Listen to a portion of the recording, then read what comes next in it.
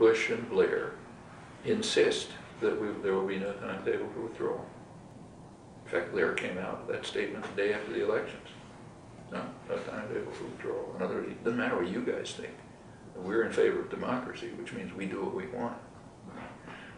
And now the idea is to somehow get U.S. clients into office so they can have a stable client regime, which will run the country. I mean, the U.S. and Britain don't want to keep forces there. I mean, the Russians didn't want to keep forces in Eastern Europe, and the Germans didn't want to keep forces in occupied Europe. The British barely kept forces in India.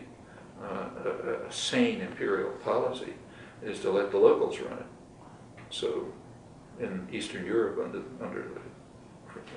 during the Cold War, the countries were run by domestic police, domestic armies, domestic civilian forces. I mean, the Russians are in the background. You know, if anything goes wrong, the muscle can move in.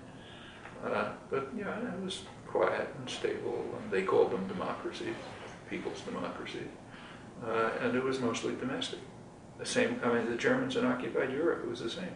Who ran France? Run by the Vichy government, the Vichy police, French political class, French security forces. Yeah, the Germans are in the background. And if it hadn't been that Germany was at war, they probably would have pulled most of their army out. There wouldn't have been any partisans. I mean, there were partisans, very courageous people, but they could survive only because there was a war going on, and they were being supported by outside forces. I mean, one of the most amazing things about the invasion of Iraq, astonishing in fact, should have been the easiest invasion in history. The Pentagon civilians, Rumsfeld, Wolfowitz, and the rest, have such an incredible combination of arrogance and incompetence that they have not been able to achieve what the Nazis achieved in occupied Europe and the Russians achieved in Eastern Europe. I mean, it's amazing. There's no event like that in history that anyone can think of. But now they're stuck.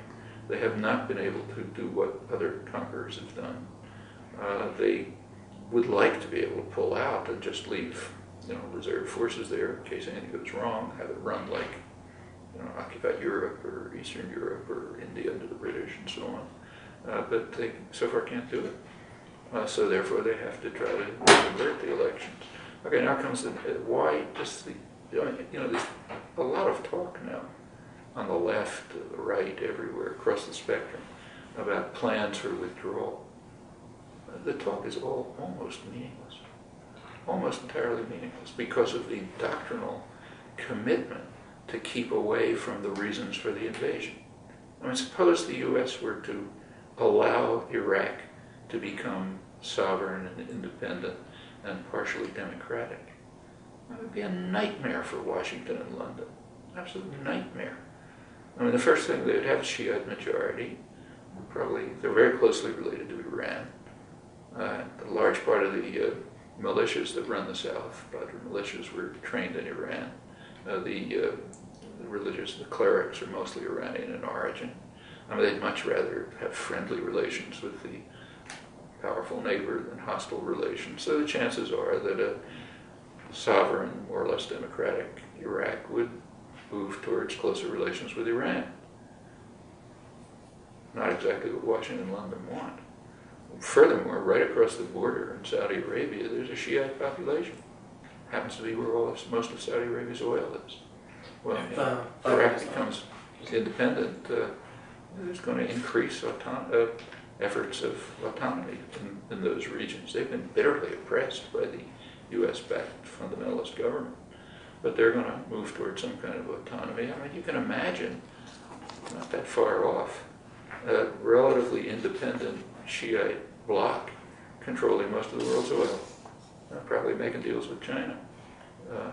I mean, Washington and Britain they'd start a nuclear war if that happened. How can they let it happen? So what's the point of giving all these suggestions to the Pentagon about withdrawal as if they couldn't figure them out? My grandson can figure them out. Sure, they can figure them out. But they're allowed to think about the consequences, and we're not allowed to think about it because we have to be like North Koreans. The dear leader says, oil's irrelevant, okay, we say oil's irrelevant. So we're not allowed to think about the factors that are actually involved in policy. And the same in Venezuela. If we can break out of these doctrinal controls, we can see what's going on in the world. And it's not very profound. This isn't quantum physics. I mean, these are things which any child can understand.